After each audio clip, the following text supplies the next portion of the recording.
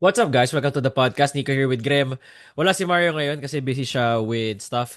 Pero nanood kami ni Graham ng live sa MOA kanina ng Game 4 of both Ginebra and SMB tapos TNT against Ross.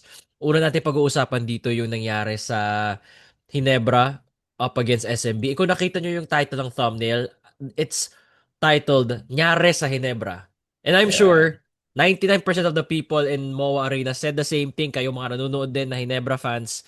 And siguro even Ginebra haters on why they got tawag dito, natambakan sila by 25 by SMB.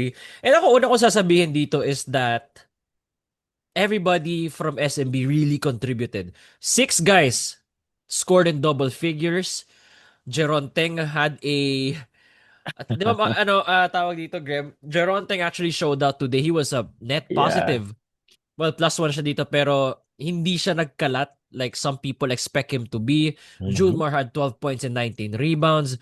CJ Perez, despite shooting 7 for 19, it really didn't matter that much kasi everybody stepped up. Wami Chongson, Ronnie Brondial, who had two three-pointers. Look, He was 2 for 2. He was perfect from three. what?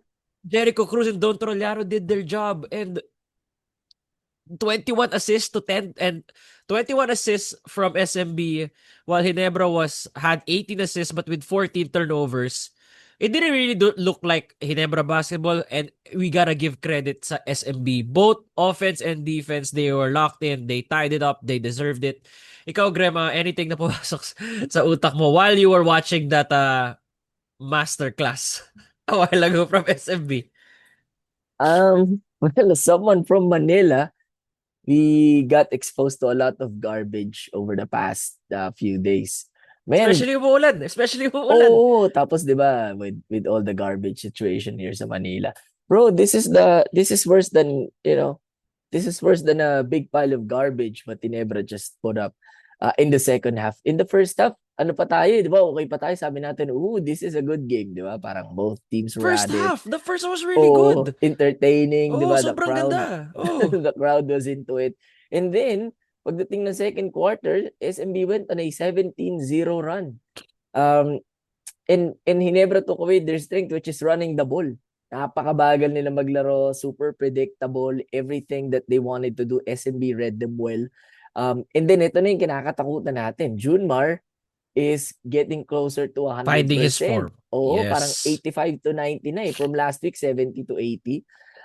This time around, he's closer to 85 to 90%. And 85 to 90% of Junemar Fajardo is good enough for you na maitawid yung series if you're SMB because you're just so loaded. Imagine Motau Tua didn't even have a good game. He only had 2 points. Diba? Rodney Brondial was the one who picked up the slack, who became their de facto power forward, which he shouldn't be, but in this day and age, 2025, Rodney Brondial can be your championship winning power forward. Um, Especially sa Philippine Cup, bro. Rodney Brondial is Oo, a really capable starting five player, especially in the Philippine Cup. that's right. Kasi wala yung mga import na position 3 and 4 na pahihirapan siya, di ba? Uh, During switches and even direct matchups. But um, in this game alone, San Miguel won it by asserting their dominance inside. The rebounding of Junmar, 19 rebounds, bro. Like he's really back. 19. The GOAT is back. They out rebounded Ginebra by 10, which is a lot for a team that has Scotty Thompson, who did not record a single rebound. I can't remember if I ever saw Scotty never have a rebound in a game. This is one of the few times that it may have happened, if not the only time. Japet Aguilar, sabi nga natin, uy, galing-galing lang ni Japet namamanage na yung foul niya, di ba? Again, no unnecessary errors, but in the end, hindi na sila ginamit ni Coach Tim in the fourth quarter. The PBA will have a hard time beating the allegations, man. Like to bench your starters and only leave itong si Malonzo in the fourth. That's that's kind of you know, that's kind of something. And you know, at the end of the day, it's still tied series at 2-2. That's why yung napanalang games ng Ginebra 1 and 3 were very important.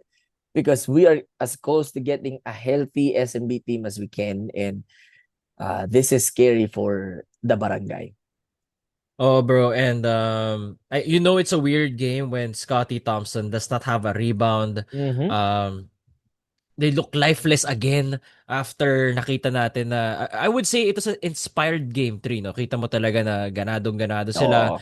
The ball was moving well. At iba yung spirits. And we could say that because we were present for both games. We were in the Yes, arena. oo. Oo. And ikaw, you have watched more than 100 PBA games to my few, 'di ba? Mm-hmm. Not I mean, siguro ako nasa 20s to 30s, ikaw you're in the hundreds, nandun ka. Yeah. So, hindi tayo nagbibigay ng excuse for Ginebra, hindi tayo nagbibigay ng excuse for their loss. It's just really, that's one of the factors rin na it's a rainy evening and this 5 p.m. team game. doesn't look, 5 p.m. game, it doesn't look like they want to win. Mm-hmm. That's my perspective as a neutral fan watching from both. Kita ko yung Nag-error TV. na. Nag-error na. Pag pinag-usapan na Ginebra, ayaw na talaga pag-usapan. Ayaw. At nakikinig yung mga AI. Other things, no?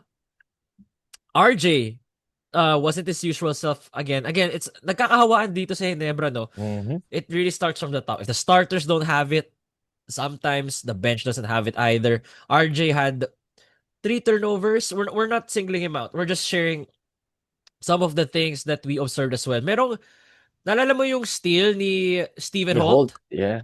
It was a 3-on-1 fast break. From our end, parang nakastop na siya eh. He could just went up. As a six That's foot right. five guy, feel ko kaya na. But Mm-hmm. parang niya, ni-rush niya pa yung pass sa pabalik. RJ didn't expect Was it, not ready. turnover. And I felt like that's where the game was lost, no? Yeah, true. Parang doon talaga yung mga tao na padabog. Like, Narinig mo ah, around us. oo, They di were ba? all Ginebra fans. We're Yung on mga Ginebra kusatay na side. po. We're on the Ginebra side, di ba? Sa likod tayo ng ring. So, Parang the RJ whole was, arena is Ginebra side. well, that's true. That's always been the Isang section. situation. Isang Uh, section ng SMB fans. Oo, yung mga nandoon, yung mga Sa magaling harap makasar. But natin. RJ was really, right across us. RJ was really passive today, bro. He only took, what, 7 shots?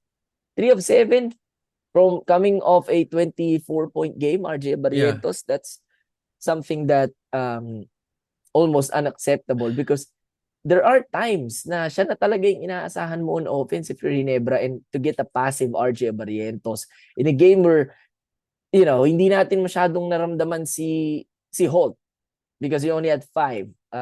Scotty only had 11, di ba? Japet actually played decent in my opinion. No Japet Aguilar shout out tonight, but they have to play better because San Miguel, when they're healthy, is the best Philippine Cup team over the last decade. And watak-watak na nga to, hindi na nga to yung Death 5 eh. Hindi na rin to yung squad after the Death 5. But they are still as powerful as a team can be because they have guys like Geronte who can just come off the bench and just give you problems. Kahidig who got hurt. Tiongson hit a couple of big shots, di ba? Even Chris Ross played a couple of minutes and contributed. So, Ginebra does not have the depth that San Miguel has. Yung 10th man ng Ginebra kasi LA Tenorio na eh. 'Di ba? Who right now can contemplate on retiring if we're being honest. LA is one of my 3 favorite Ginebra players of all time, but he Hindi na does not talaga have kaya. it right He now. could have Siguro been walang assistant reps. coach na lang siguro. Yeah, it may not have the reps right now. That could be a reason, but if you take a look at it objectively, he doesn't have it. He can be a spark plug off the bench, but he's not Chris Ross na talagang may ibibigay sa'yo if you pull him out, di ba?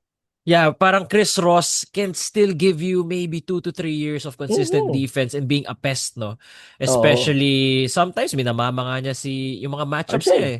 Si RJ, unfortunately. When they see RJ, they will post up 98% of the time. Parang kay Wami lang, di ba? Parang kay When Wami, they will do the uh same thing to Wami Chongson. So, of course, the PBA, it's really matchup hunting. Especially that's in the right. playoffs, pag ganito. They really have to look for where can we get this advantage, di ba? That is true. But SMB has the ultimate advantage in Junemar. Only took 8 shots, man, but 19 rebounds is a lot. 6 offensive. Na, kitang-kita natin from our angle gaano siya kalaki. Kung gaano niya lang kinukuha yung bola. And nobody else can contest him, especially pag wala si Japet on the floor. Yung magic nila with Troy in game 3 na nakabantay kay Junemar, it didn't work tonight. Tama, Grem. And last thing, no? Ralph Koo, minsan ka na lang makakuha ng playing Come time. on, man. I suggest you shoot the ball. Di ba, ang daming times, he's very passive. Alam naman natin na Ralph Koo is a talented front court passer. Di ba, he's a great Ooh. secondary, tertiary playmaker even. Pero masyado ka nag-lean on to, alam ko medyo the game was lost already in the fourth quarter. Pero there were times that he could have shot it. Sorry, kakasakit ako. Nag-strip on ako. Di ba, Because of Graham? watching Ginebra? He was very passive. I don't know why. Like, kayo Mhm. mga fans or mga nanonood kanina, siguro Well, if the TV is still open ng fourth quarter, I'm sure oh, if you napapansin niyo guys, yun. yeah, if you guys were still paying attention. By the way, He Nico did is not getting shoot. getting Zero sick for from the Ginebra Aster class that nakasaulan sa he labas. just watched. Well, it is. Inabot din ako. But Ralph Kuman, come on. Like, minsan ka na nga lang ginagamit. You had, I can say, 4 open shots that you could have easily taken. Take them, bro. It's like, para kang DJ sa radyo na nag-OJT. When that opportunity comes na sinalang ka sa booth because someone else is absent, take the shot, man, because you may not get another opportunity. And we may have seen the last of Ralph Koo in this conference, to be quite honest with you, because he's not a good matchup against the NTA. He may be a good matchup against Ross, but Ross is also down 1-3. So we may have seen the last of Ralph Koo, really, and you did not even take a shot. Like, take your shot, bro. You're open and you can hit them, di ba? For sure, I don't think naman na it's the last of Ralph, Graham, pero I think the chances of having consistent minutes may dwindle down even more. That is correct. And one last thing about this series, because I'm really itchy to talk about the showing of Ginebra. I think SMB takes game 5. Okay. I think they put themselves in the position where they have the momentum, they have the advantage. They should be the favorites, and they are back as favorites. I haven't looked at the odds yet, but I'm still going with Ginebra in 7. But that is with just pure faith, with eyes closed, with mind not working, and just pure heart. Because man, SMB, when they win, they win. When Ginebra wins, they squeak out game 1, and they were, a couple of possessions away from losing game 3 too. So the better team right now is SMB heading into game 5. But it's a 7 p.m. It's a 7:30 game on Friday, so that's the difference. In Araneta.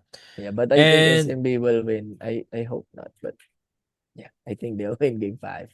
And ako, Graham, I will back you up on that. I feel like SMB looks like the prime team right now to win Mm-hmm. game 5. I feel etong next 3 games will be, I feel like it's anybody's ball game, to be honest. Hindi ko naman sinasabi na it's gonna be SMB to take the cake no and move on to the finals, but it's gonna be a bloodbath. Siguro prediction ko, the next 3 games will be close. 'Di ba? Ngayon kasi parang nagsasalitan. That one I Allegedly, can, yeah. allegedly, parang nagsasalitan. You know how it goes. But that one I can, I'll agree with you. Like, these games will be close, and when these games are close, ano yan match yan. Because if it's a blowout, then it's more likely SMB blows out Ginebra than the other way around. But if it's close, then I trust Coach Tim Cone in the clutch so much. But SMB is the best team in the PBA. So you cannot also discount that. I just have a feeling that Junemar will be even better in game 5, and Ginebra will not have any answers. But I agree that it can be close. Who knows? Mav may explode, diba? RJ may explode again. But I have SMB winning game 5, and it really, really pains me to say that. Kayo guys, let us know in the comments on what you think will happen in game 5 and actually for the rest of the series. And if nakikinig kayo sa episode na to, please wait for the TNT versus Ross podcast episode. Hinihiwalay kasi namin for better viewing experience. And or if you're listening to this a few days after, then it's already uploaded. If you're looking for the TNT versus Ross podcast reaction, it's there. Punta lang sa profile ni Nicorocha or 6-Man Podcast on Spotify. And It's in follow a 5-star different rating. video. Yeah, it's on a different video. And guys, para sa magtatanong, kung Ginebra fan ba talaga, para sa mga bago actually, kung Ginebra fan ba or Magnolia fan si Graham, Guys, he's a Ginebra fan. That's actually, he lost a bet to us, si Grem, about, it started sa NBA Finals. Sabi namin, kapag naka 2 wins ang Indiana, he will buy a Paul Lee Magnolia jersey. And there Rafi you go. Yan Rivas yung dapat eh, di punishment ba? niya. Kaso Pero wala nang wala ka nagbebenta nun makita eh. eh. Ganon ka sikat si Tito Rafi. Yeah, it's always sold out. So I never got the chance. But guys, please, if you're new, man, Yeah. I have spent I have been to more than 100 Ginebra games. So please don't accuse me of not being one. Or even worse, a Magnolia fan. That's all I'm saying. I love you all, man. Alright guys, see you all next time. Abangan nyo yung episode. Peace. Adios, amigos.